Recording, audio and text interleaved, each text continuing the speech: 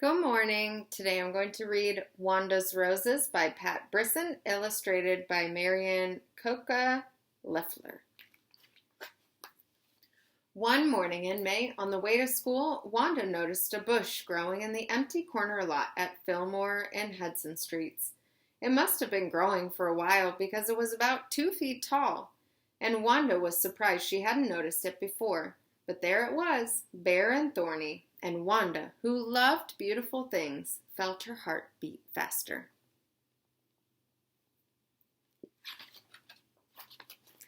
A rose bush, she said to herself, my very own rose bush.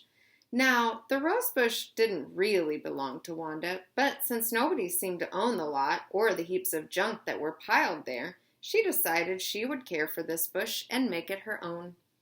All during school, she thought about her rose bush. During art, she drew pictures of what it would look like in bloom. During library, she borrowed books on arranging flowers. During science, she asked so many questions about how to take care of it that finally her teacher said she really must stop asking questions about roses and start thinking about electricity, which was what the lesson was about.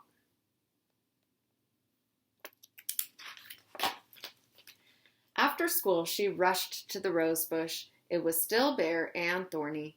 Maybe it needs some more sun, thought Wanda, so she put down her school bag and began dragging some of the nearby trash out of the curb.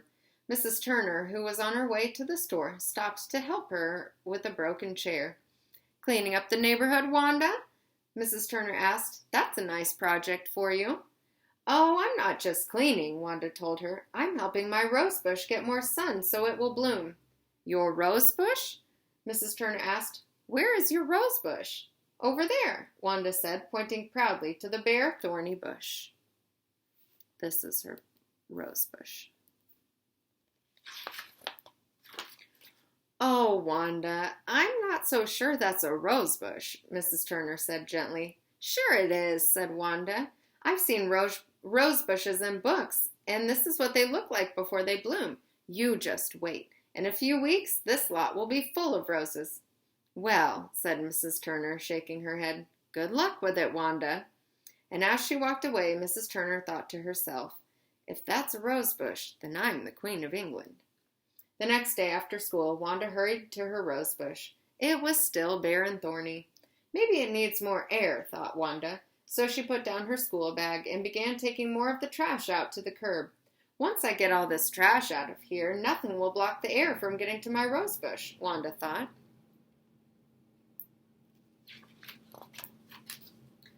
Mr. Claudel was on his way home from work, saw Wanda trying to drag the old door, and stopped to help.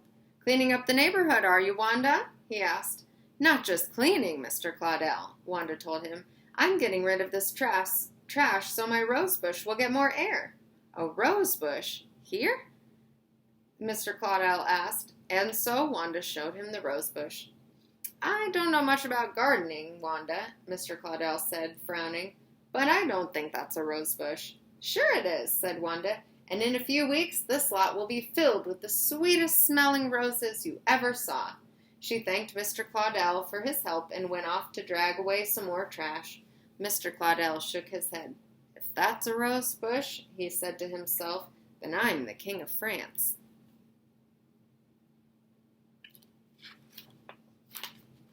Every day after school, that week and the next, Wanda worked in the empty lot. Mrs. Giamatti, who lived in an apartment next door, gave Wanda trash bags for the old shoes, beer bottles, broken toys, and bits of glass that she was picking up. You've done a great job cleaning up this lot, Wanda, said Mrs. Giamatti. Oh, I'm not just cleaning, Wanda said. I have to get rid of all this trash so my rose bush will get enough sun and fresh air to bloom.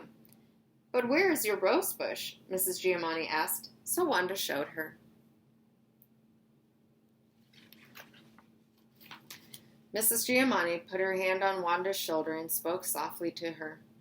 Wanda, she said, this is not a rose bush.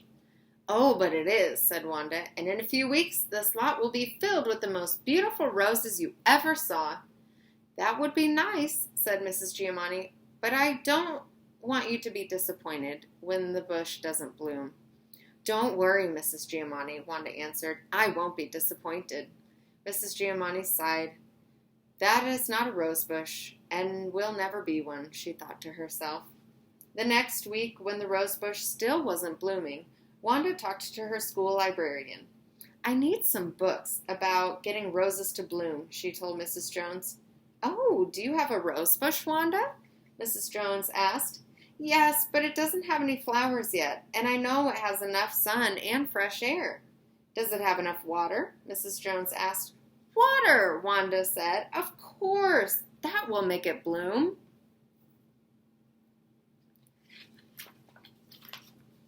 That afternoon, she hurried to the rose bush. It was still bare and thorny. She looked at the dry ground and smiled. Don't worry, little bush, she said out loud. I'll give you some water, and then you'll be able to grow flowers. Wanda went to the butcher shop across the street. Mr. Sanchez, would you please give me some water for my rose bush? Rose bush? Is that what I see you taking care of and talking to every day over there? Mr. Sanchez asked. Oh, yes, I'm sure, Wanda said. But it can't bloom because it just needs water. Mr. Sanchez gave her water in a plastic bucket. I hope that really is a rose bush, Wanda, he said, looking at her doubtfully. You'll see, Wanda told him.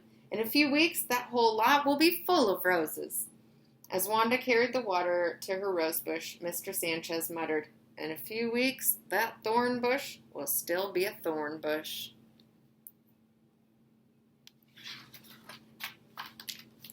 Every day, Wanda ran to her rose bush after school, but every day it was still bare and thorny. She watered it and sang to it and checked its bare branches for roses. Mr. Claudel, on his way home from work, stopped to see if there were any roses yet. Mrs. Turner, on her way to the butcher's shop, stopped to see if there were any roses yet. Mrs. Giamatti, seeing Wanda in the lot, called down from her apartment to ask if there were any roses yet. When Wanda went to the library at school, Mrs. Jones asked if there were any roses yet. And every day, when Wanda went to the butcher shop for water, Mr. Sanchez asked if there were any roses yet. To each person, Wanda would answer the same thing. Just you wait. Pretty soon, this whole lot will be filled with roses.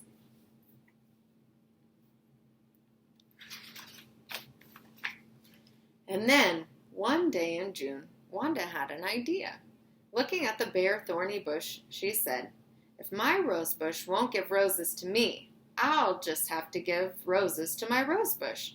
And when she saw Mrs. Turner, Mr. Claudel, Mrs. Giamatti, Mrs. Jones, and Mr. Sanchez, she gave each of them an invitation that said, Please come for tea and muffins in Wanda's rose garden Saturday morning at 9. Oh, dear, said Mrs. Turner. Is she still expecting to get roses from that bush? Oh, no, said Mr. Claudel. And she's worked so hard, too. Oh, my, says Mrs. Giamatti. She'll be so disappointed. Oh, darn, said Mr. Sanchez. There must be something I can do. Oh, good, said Mrs. Jones, who had only heard about the bush from Wanda and hadn't seen it for herself. And I'll bring the muffins.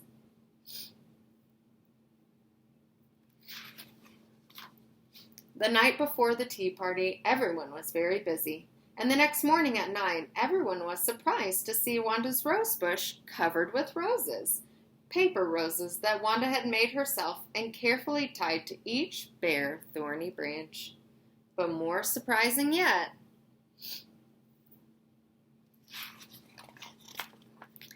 everyone who came to the party had brought along a rose bush to plant near Wanda's, except Mrs. Jones, who had brought delicious blueberry muffins.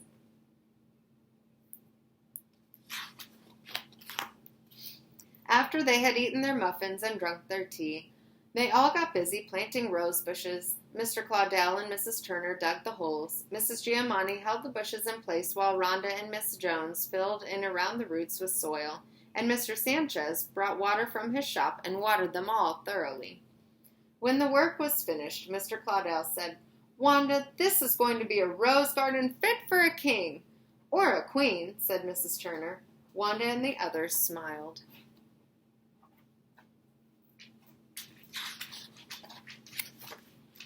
And later that summer, the whole lot was filled with the biggest, most beautiful, sweetest-smelling roses that anyone had ever seen, just as Wanda had always said it would be. The end. For your response today, I want you to think about the message of the story. We did this the other day, but I want you to think about what the author wants you to learn from Wanda's story. What can you get from this? What can you learn? What is the message for you? You can respond in Seesaw with your voice or with your words. See you next week.